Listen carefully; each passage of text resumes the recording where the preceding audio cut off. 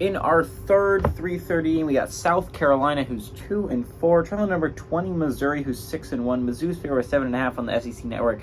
And what the 3:30 window lacks in just great matchups, like the early window had Penn State, Ohio State, it makes it for a kind of underrated matchup. This is a very interesting matchup to look at.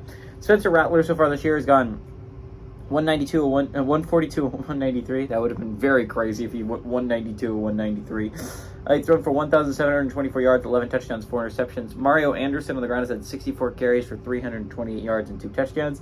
And Xavier Legette has had 37 catches for 716 yards and 3 touchdowns.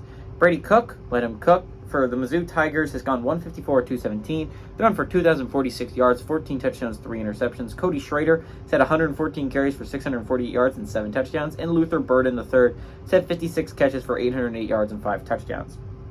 Missouri's 8-5 against South Carolina all time. Last 4 games have gone to Missouri from 2019 to 2022, but 3 of the last 5 times these teams have played, it's been a one-possession football game.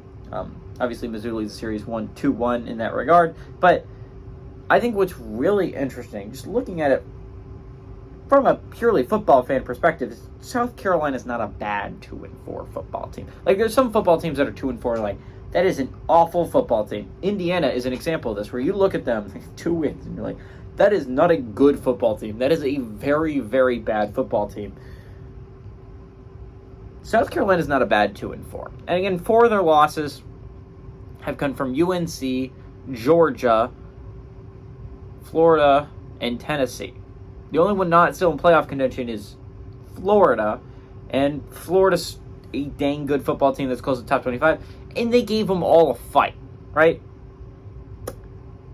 I gotta be honest. I think South Carolina has a shot of pulling off this upset. I like Missouri as much as the next guy, right? I love Brady Cook, watching him play football. He's playing like arguably one of the better quarterbacks in the SEC this year. He's a really underrated player. Mizzou's playing some really good football right now. South Carolina also playing some really good football. I think this isn't a day with a lot of great quarterback versus quarterback matchups. There are some. Obviously, Cam Ward v. Bo Nix is going to be a fun, interesting one. If Riley Leonard's healthy, Riley Leonard v. Jordan Travis is going to be an interesting football game. There's not a lot of great quarterback v. quarterbacks matchups in a day that is kind of that way.